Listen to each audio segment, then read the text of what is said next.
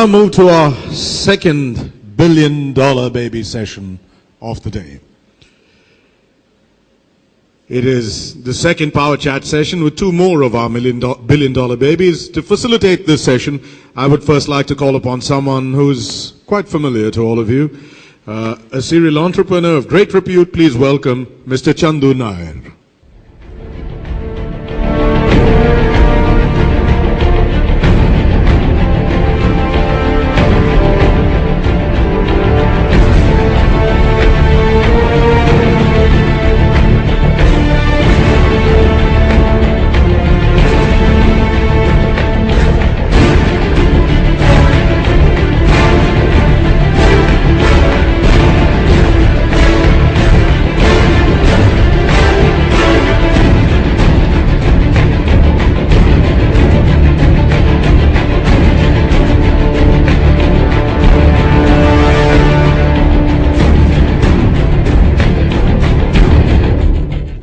To give the future perspective of these businesses, please welcome a global executive with cross-cultural and multi-continent business experience, Mr. Anupam Pahuja of PayPal.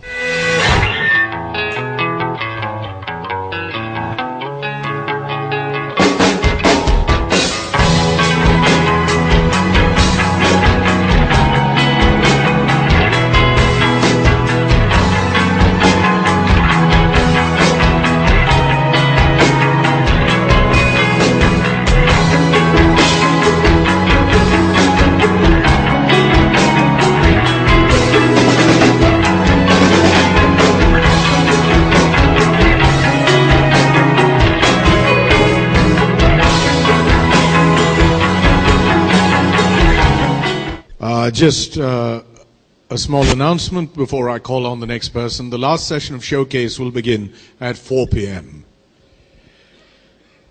And now, let's welcome a seasoned executive in investment banking to share the rationale for selecting the chosen billion-dollar babies. Managing Director, Global Corporate and Investment Banking Group of Bank of America, Mr. Ashwin Narasimhan.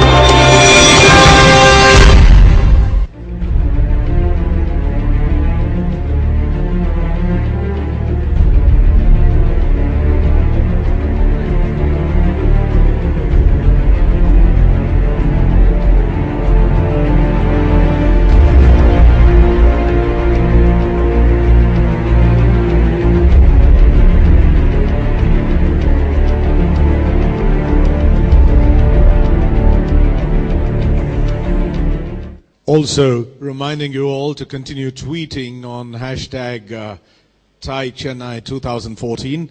That's the tweet handle. Okay, now I hand over charge of this session to Mr. Chandu Nair, who will take us through the next hour. Thank you, Neil. Good afternoon, ladies and gentlemen.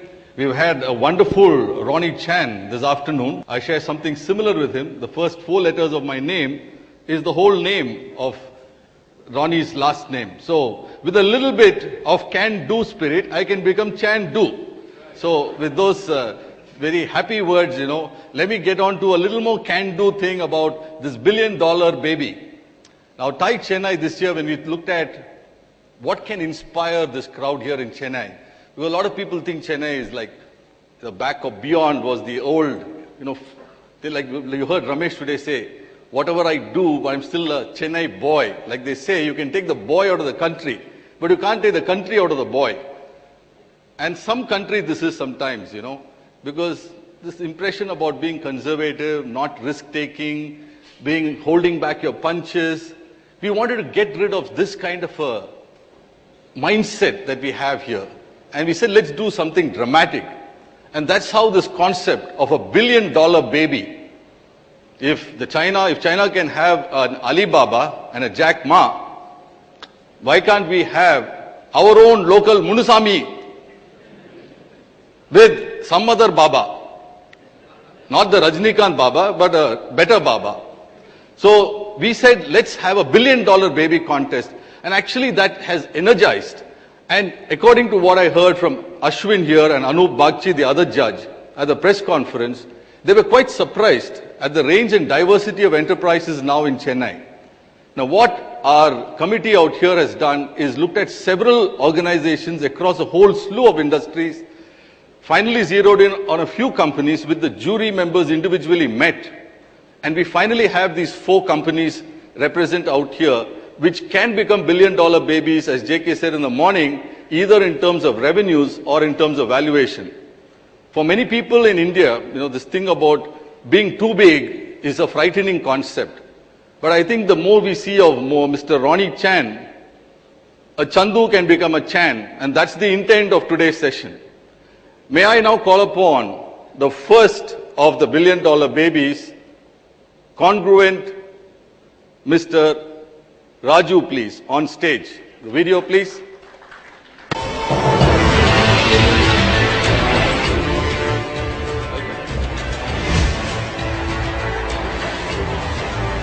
Congruent Solutions came into existence in 1999 and has focused on providing technology and processing services to the retirement plan market for the last 12 years.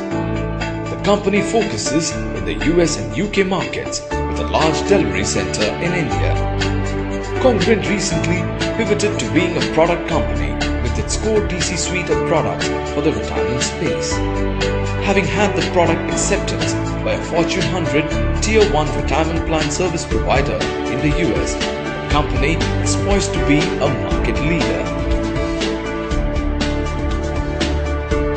See, we are actually in the US market alone, we are talking about a technology spends of over $1 billion annually on record keeping platforms and surround systems around it on an annual basis among the Tier 1 providers. One of the first things we decided was to look beyond India and the Asian market, and we set foot in the US in 2000. And one of our first customers in financial services area happened to be in the pension or the retirement vertical in the US. And 4 years into the US, we actually signed up our first client for back office pension administration services. Around 2010, we made this huge and monumental division of developing the new generation record keeping platform for this market. Our product vision was that core DC will be a platform of choice for retirement plan providers globally to administer their record keeping. What is happening in the world market is that in the pension industry, traditional pensions were all defined benefit, and there is a very conscious shift towards defined contribution or the DC market. So DC is what the flavor of the future is, and when they move towards DC, I think core DC will be a platform of choice for them.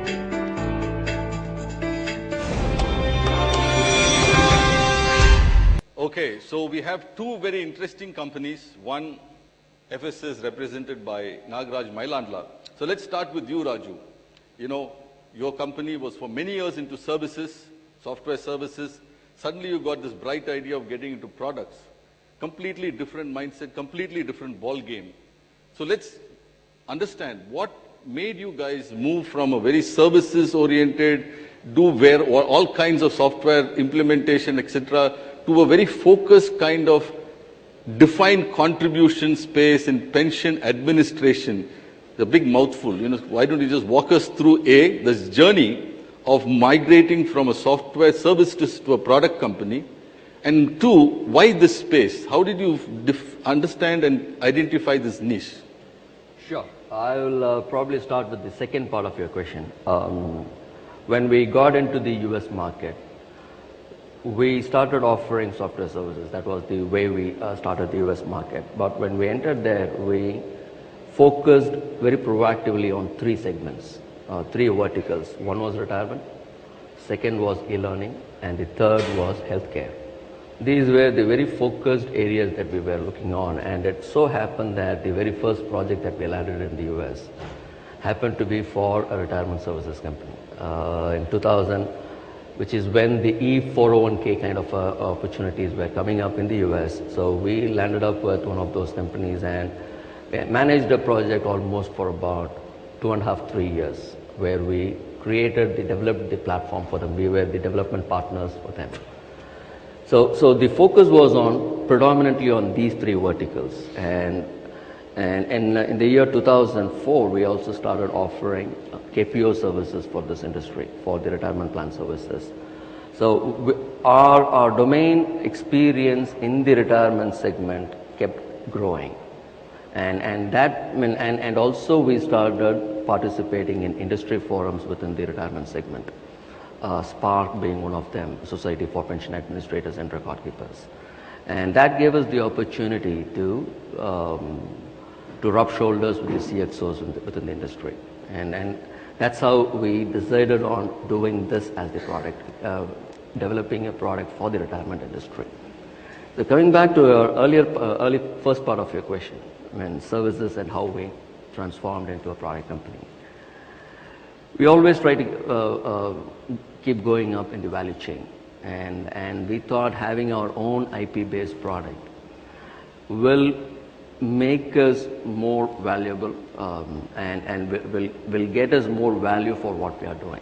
So that's the reason why from a services company we transformed ourselves. We didn't really transform ourselves. We also have the services division and we also have the product division, but that was the reason why we started getting into the product side of it.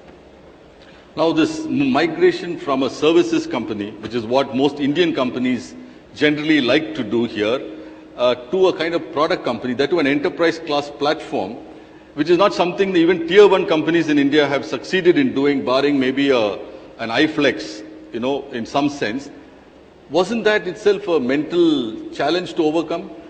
It was, and as you said, there are two key things. One is enterprise class product, and the second is the geography that we were addressing, and the third is within that geography, the kind of companies that we were going after, which was the tier 1 BFSI organization in the US. Mm-hmm. So all three of them were big decisions for us. And getting into an enterprise class product in itself, it's not easy to develop an enterprise class product, and it takes a lot of effort and a lot of time. It's been about 3.5 years, a little more than 3.5 years now since we started this product journey, and it's been a lot of time. But then the challenge, we wanted to convert this challenge into an opportunity, and by going after the tier 1, especially in the US, that's where we thought we could have the best value for the product that we are creating, and it has turned out to be true. Each of our deals, even when we have an end-to-end platform which can be used by all of the retirement plan services providers, but we also offer what we call a point solution, where you could go with a modular offering. So some part of their key pain areas could be replaced, and our core DC's module can go in place of that. And each of those are turning out to be multi-million-dollar deals. So a tier 2 or a tier 3 will never be able to pay that kind of a money. And that's why, even though it is a more arduous journey and it took us a lot more than what we are like, we went in with that strategy, and we proactively focused only on tier 1 organizations and did not go to tier 2 or tier 3. Okay, but just from the point of view of our entrepreneurs here, what I'm really trying to get at is, it calls for a mindset shift within the organization, okay, number one. Number two, it also calls for a different kind of a gestation period and a different kind of funding related situation. All these are very difficult things for many Indian companies particularly to manage. I'm talking about understanding a little bit of that, and what lessons have you learned from it which the audience here can take away? Sure. So we were fortunate in one way, because we had this services arm and we also had this KPO arm. We had the ability to fund, to a major part, fund our product development processes. But the decision of that was not easy. But then we understood that by interacting with the industry, by interacting with the real operations guys within this, industry, we understood the kind of challenges. I mean, while the decision to get in and jump in into a product development itself was very hard, but then the board was completely behind us in supporting it. It was very hard, but we knew that once we have the proper product in place, the revenue that we are, the rewards that we are going to get for that is going to be multifold. So that gave us the energy. I mean, we knew what we were getting into. We knew what is the rewards that we could get out of it, and that gave us the conviction to go and jump into it. It was hard. It wasn't an easy decision. I'll come to how you sized the market and understood this niche a lot better. Mailandla, let me jump back to you, Raju, with Cognizance getting into the marketplace. It's very fine to sit and build a product, but you already have entrenched players, especially the markets you were looking at, the US and the UK, and they're not going to sit back and take it, lying down. What exactly was your strategy to differentiate yourself? How did you go about actually implementing it on the ground? So the competition there is... No, let me just add one more thing. Compared to FSS, this is a significantly smaller company. Absolutely. Okay, probably less than 1/10 the size, I think, in relative terms. But the ambition seems to be of a different order of magnitude. So what I'm trying to get a sense of here is how this intention is being translated into on-the-ground tactics and strategies. Sure. So, I mean, we are just about 200 strong organization. So we are not big in any way. So, but then the opportunity presented itself. If you look at the competitive landscape in this particular industry, it's predominantly, you can break it up into three. One is the proprietary systems. 40% of the organizations in this industry use their own homegrown proprietary systems. And the market leader as a product is a company called SunGuards. They have a product called Omni, and they have about 39 to 40% market share. And the remaining is all spread out amongst one or two other companies. The way it has transpired is most of these applications and record-keeping systems are built over the last 15-20 years, two decades old product. And you know what technology was and what technology could do for such kind of products. So it was truly meant to be a true record-keeping system. Everything happening in paper, and then the results of it is put into the system and maintained electronically.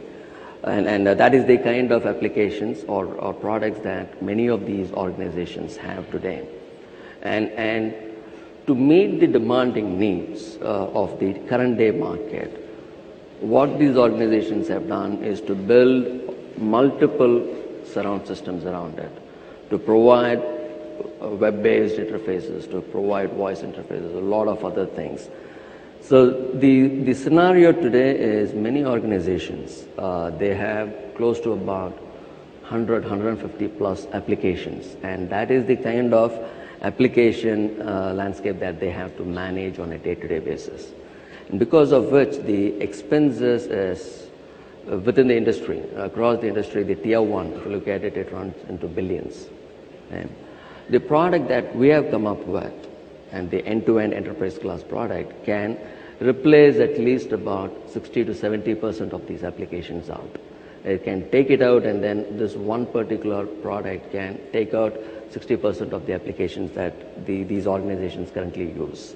And that is our value proposition. And it also so happened that many of the other product companies, they have not had a sale for the last about 4 or 5 years. They have not been able to make a sale because of the kind of a product that they currently have.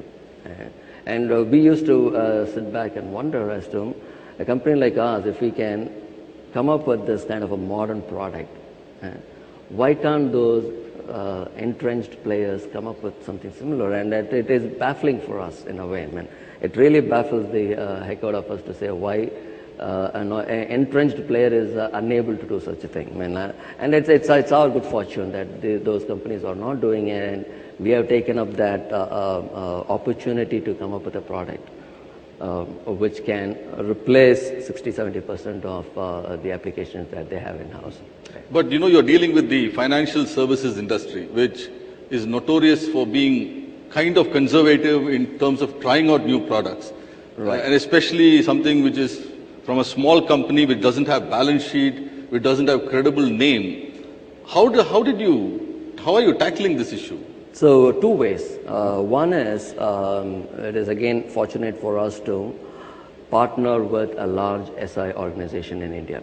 And so we have them as our implementation partners, and they bring the scale. I mean, any implementation of this product would be possibly about 18 months upwards. That would be the time it takes to implement, and it would need, I said we are about 200 members strong, and each implementation may itself take about 40, 50 member team to put in the implementation.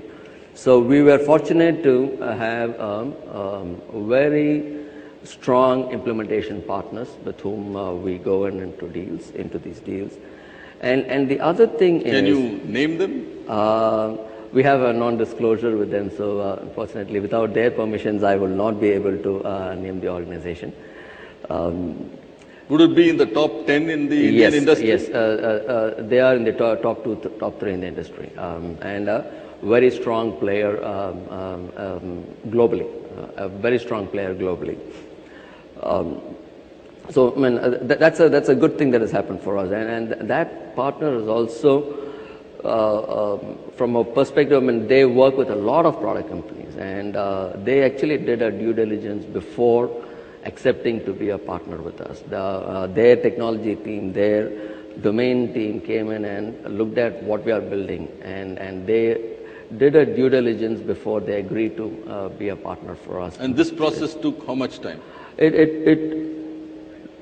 was close to about a week-long exercise that we had, but that was a week-long is a face-to-face exercise, but they did their own due diligence outside of being face-to-face with us as well. And they also checked with the marketplace to see what kind of a reaction this would have. So it was a certain level of diligence before they even agreed to be a partner. So you have a SI partner in the top 10. So what else? Is that alone? Is that necessary? That is one. Okay. Yes, that is one. And as is rightly said, the BFSI, especially in the US, is extremely conservative and risk-averse. They do not want to change the status quo. They hesitate or take a long time to change the status quo. So from that perspective, what we have done is go with a point solution, what we are calling a point solution. I mean, while they hesitate to change, rip and replace the entire systems and then put a new system in place, we have gone in with a modular solution. So, for example, in a business process, this particular industry would have about 14 to 15 business processes to manage the day in a life of a retirement plan. So what we have done is to provide modular solution. Take one business process and apply that business process instead of replacing their entire application landscape. We provide one business process and then integrate that business process to their existing systems. Okay? Thereby, you minimize or take away the risk of any wholesale failure for our customers. Okay. But at the same time, with entry into one, you tend to increase the footprint with more and more such modules. Once they have tasted a success with one module, we are reasonably confident that they would want to do more. And even with our existing customers, they are already talking about the other additional modules which they want to. So, you've used a large partner which takes care of the balance sheet kind of issues, of credibility, etc. B, you've done a different kind of product strategy. But how do you still get your name out there and known? You know, because the small companies here struggle with that issue. And how do you plan to do that? Because from here, you are looking at being $1 billion in valuation. So what is exactly the game plan that's unfolding? Sure. I mean, that game plan actually started a few years back. Okay. As I said, Spark is an industry forum. And Spark... what is the full form of Spark for many of us? Society for Pension Administrators and Record Keepers. Okay. And at this point in time, just walk us through a little bit about how big the market is, you know, as you're talking about it. Sure. I mean, we internally have broken down the market into three segments, what we call the tier 1, tier 2, and tier 3 players. The industry sizes the market or sizes the organization in different perspectives. One of them is the asset under management. Each organization, what is the asset under management by each of these retirement service providers? A. B, how many plans do they offer to their customers, which is how many end organization customers, B2B customers do they have? And C, how much of B2C customers do they have? When I say B2C customers, here it is, their customers are the employees of their customers, is the B2C angle to this. So these are the three broad parameters in which the organizations are ranked. And for us, we looked at that B2C because our pricing model will be on a B2C basis. Though our sale is to the organization, our pricing will be different. So amongst the top 40 providers, there are about 140 million B2C customers. What we call the plan participants. They are the employees of the organization who enroll into the plan. So the participant base amongst these 40 large providers is 140 million. 140 million? 140 million. In the US alone? In the US alone. Okay. I'm only talking about US today. Because today our focus is in the US. Though the product is global, it can be applied and taken to the global market. Today we are focused only in the US and we want to succeed in the US market before going out. So 140 million is the size of the market from the number of participants perspective. And the assets they manage is, I just was doing some math before this event and I didn't even know there's something called as quadrillions. And it's in the hundreds of quadrillions is the assets that they manage amongst the top 40 retirement providers in the US. So there's a lot of business out there, you're saying? There's a lot of money and there's a lot of business out there. And there are only a handful of players for you to contend There's with. only a handful of players. And today the spend that they have, per participant spend, they have is in the upper teens. That is the amount of dollar per year per participant they spend, the industry spends. And our intent is to go at 50%. And you can imagine at 50%, and this base, I mean, we don't even want this entire 140 million. Even a 10% of that is good enough to look at this is the revenue per year. And so that is something you're very confident about? Absolutely, absolutely. Because of the kind of product that we have, which actually not only takes away the number of systems that they have, it also increases the efficiency and productivity of the staff of our customers. I mean, today, many of them are completely manual oriented. I mean, they bring in some data, it has got to be processed through a mainframe system. And at the end of the day, you get a report back to say, these are the exceptions that you have in that, and then it has got to be taken back again. So what I'm hearing you say is basically, A, go with a strong partner if you are low on credibility or you're low on size. Number two, make sure your product is the absolute best in class. Absolutely. It's the best that's out there, creams existing competition. Number three, before you really go out into the market, prepare the ground much before. So if you have 6 hours to cut a tree, spend 5 hours sharpening the axe. Absolutely, absolutely. That's basically, just move on to a very interesting and very important person, Mr. Ashwin Narasimhan here, the MD of Investment Banking of Bank of America, South India.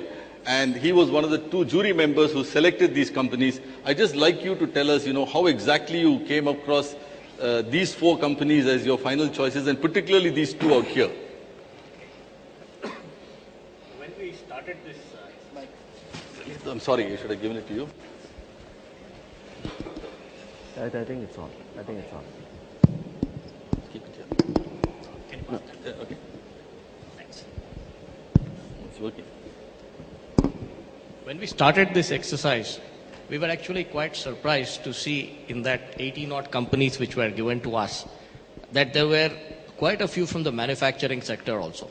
There were companies across industries, and the companies from the payments. You have 2 companies which are largely, you can say, in the BFSI space or financial services space, but there is nothing common between them beyond that. So we had a very interesting set of companies that we played with. And one thing which was common to all the four that we selected was within their fields, they had the best technologies working with them. So whether it was in the area of water purification or in the area of payments or in the area of pension funds, they had the best technology backing their products. Now, after that, we looked at the relative sizes of the companies, the sizes of the markets that they were operating in. It gave us a lot of comfort to see that FSS in particular had a 50% market share in payments. So when I spoke to the other judge, Anup, and I told him, if I pay you an amount and you receive that amount, on at least one of the two transactions, FSS gets paid. And when we looked at a number like that, we realized what is the potential for FSS to grow in this market. We looked at companies which were both present largely in India and operating businesses largely in India like FSS, or companies that were operating only overseas, which was the case with Congruent, that they were present largely in US and a little bit of market in the UK. So we sort of equalized these factors to arrive at the top four names, which would work out in terms of reaching $1 billion, whether in valuation or in turnover at the earliest possible time. And the reason we took valuation or turnover is that given the different industries that we looked at, there were companies which had a potential of reaching a valuation of $1 billion much faster than reaching the turnover of $1 billion.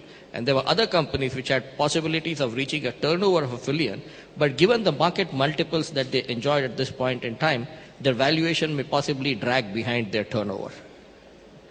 Specifically in terms of why did we decide that FSS would be one of the four, and the point was made by him today in terms of the market share and the sheer presence that he has. We also looked at that there were at least 5 phases between 1990 and today in terms of the financial services industry in the payment space, whether it is starting from the ATMs or the point of sale purchase or the RuPay or today's payment processes. And in each one of these 5 phases, FSS had caught the trend early. They had worked out a solution. It is, as Mr. Nagaraj pointed out, HDFC Bank or some other customers of theirs had come to them and asked for a solution to certain problems that they faced. The important thing is that FSS developed products and customized solutions for those banks. So at each one of the 5 occasions, they harnessed and maximized the opportunity that was presented to them, which was a very strong positive when we noted as far as that company is concerned. We also looked at the changing behavior in terms of the way we make purchases. We have a set of population in the country which has never transacted an electronic payment in its life. We also have a set of population in the country which has never gone to a bank branch in its life and has never written a check in its life. When we look at the population that is young and that has never gone to a branch, never written a check, and you look at it over a 10-15 year period, you have e-commerce, mobile commerce, and every electronic way of making payments or receiving payments growing exponentially in this market. We also take into account, we had the recent instances of Flipkart and Amazon, and people are getting more and more comfortable in terms of making purchases from a portal in an e-commerce sense. And that is another thing which adds in terms of the business potential that exists for them in increasing the sheer number of payments. Total volume or the total market size for FSS is expected to grow quite exponentially. Their valuation will be in typically a multiple of their turnover, as is being demonstrated by the sort of valuation that they've enjoyed a month back when they did their last deal. And that gave us the comfort to say that this is one of the companies which is best placed to be in the $1 billion club. When it came to Congruent, if you look at the global pension industry, it usually pays on what is called a defined contribution or a defined benefit. From an employee perspective, the defined benefit obviously works very well, and large parts of Europe operate on a defined benefit basis. It's no secret that most pension funds, if they work on the defined benefit basis in an uncertain market, will all be bankrupt short. And therefore, the world is moving towards the defined contribution basis. And if you look at the large markets like US, UK, New Zealand, Australia, they're all moving towards the defined contribution basis. And that is where the product from Congruent, which is Core DC, the DC I think there stands for defined contribution, is a product which is very well suited for that particular market. If you look at the main players that Congruent, main customers, or let's say the market for Congruent, there are about 72 odd players in there. And in that 72 odd customers in there. In that 72 customers, I believe SunGuard, which is the biggest, has something like 33 customers out of that 72. But another equally large number, like 35, are managed by what is called the proprietary departments of those funds. And that represents the single largest opportunity from a Congruent perspective. This pension administration is like the plumbing in your house. You do not want to change it. Once you have given it to somebody, you leave it to that person to manage. If there is no problem in this, nobody realizes that the plumbing is working fine. The day there is a problem, all hell breaks loose. Nobody wants to take a chance with trying new stuff in that area unless there are very clear benefits coming in. You also don't want to do the plumbing change when you're living in the same house. And it is very difficult for pension administrations to change on a stop basis. It has all to be done at the same point in time. So in early 90s, there used to be a credit card ad. And it used to say that we do not compete with other cards in this country or the world. We compete with cash. That was the competitor for the credit card at that time. So if you look at who's Congruent's major competitor, he has to get the various other proprietary businesses that is run by those pension funds. That is their biggest competitor. As they convert those 35 into either a Congruent or any such product, that is where the biggest opportunity for them comes from. Market estimates were something like $1.5 billion, of which they could have addressed about 700 million currently, but growing with time. And these are very, very sticky businesses. Both these businesses are extremely sticky. And sticky businesses typically enjoy a multiple in the market, which is a multiple of their turnover levels, which we took into account for both these companies. The other thing which impressed us about Congruent's product is that you can develop a product from a pension administration sense, but it has to have the capability to take the changes that come in over time. And typically the IRS or other such departments will keep tweaking the laws, and your product needs to have the ability to make do with those changes and develop it on an ongoing basis. And Core DC had this ability, and that is another thing which gave us a lot of comfort about that product. So basically we took into account that, as somebody else pointed out in the morning, these are both two trees which were planted at completely different points in time with different growth rates, but they both had, in our opinion, the potential to grow to that $1 billion number in a valuation or in a turnover sense. And that gave us the comfort to give them in the first four on that list. I think, Ashwin, you gave us a fantastic idea of the entire thought process and the reasons why you chose these companies. Now we have Anupam Pahuja, who's no stranger himself to the payment business, being GM of PayPal APAC region, basically the big boss of PayPal this part of the world. Anupam, as the futurist here, what do you see as the outlook for these companies and the challenges that you think they might likely face? First of all, the good news is that nobody's seen the future, so I can say whatever I want. So, no, first of all, I'm very bullish about both these companies. I spent enough time with Ashwin talking about the companies and with Nagaraj here as well. So first and foremost, I think one has to look at the market, right? If you look at just the payments market for a second, I think this market is going to see more innovation, more disruption, more invention than it has seen in the last 50 years in the next 5 years. So I think this market is ready to be disrupted in a big way. I feel regardless of what happens, given that FSS provides the plumbing, not necessarily the front end pieces of the transactions, plumbing will be required whichever house you build, whether you build a house that's made of wood or whatever else. So he's set up in a good way. His company is set up in a good way from that perspective. But I do see more and more transactions, more and more actions happening in the digital space rather than on the space outside of the digital space. One area where I think we need to be a little, sort of conscious of is that banks have enjoyed charging enormous amount of fees to our merchants, right? I think the average, Ashwin, is what, 2.7% or thereabouts? 2%. And merchants hate nothing more than banks. Whether FSS gets disrupted or not, for sure, there's a lot of this angst being built against the amount of money merchants are paying towards banks, and how do you reduce that amount of money? What that impact is, one has to see. How that gets disrupted has yet to be seen. But clearly, this market is ripe for disruption. The second point I wanted to make was about the company itself. I've read through the history of FSS, and what I found was you've been able to morph yourself through ages, right? And that's very key. One needs to pivot, and one needs to pivot quickly as you move ahead. The challenge there is one needs to be also true to their DNA. And I think it stands for both the companies. You have to know what your core competence is. And at a very extrapolated high level, are you a services company or are you a products company? And oftentimes you cannot do both, especially when you're growing at a very rapid pace, because the bandwidth of the management, the bandwidth of the board, the bandwidth of the people involved gets dissected, and therefore you have to be very, very careful as to what your focus area is and continue to work in that capacity. I think there are some other points, but I see the pointer here turning red. So what I'll do is just talk a little bit about your company. Again, I feel, outside of death and taxes, one thing is for sure, is people are getting old. And so the market is going to continue to grow. There's no doubt in my mind.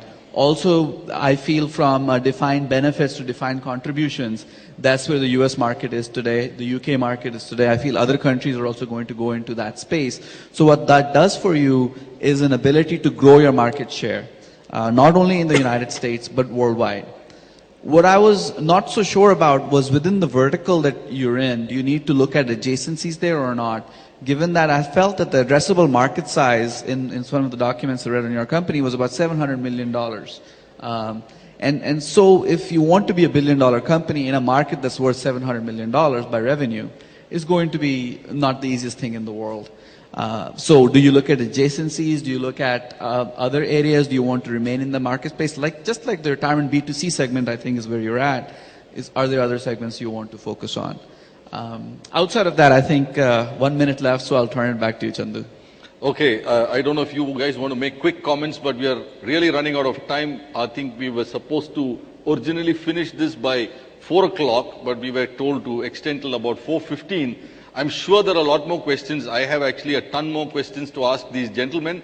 But if you have any more questions, you could definitely ask them during the next session or whatever. They're hanging around here for a little while. Both Raju as well as Mr. Nagaraj and Anupam and Ashwin have been here for a lot of the day today as also yesterday.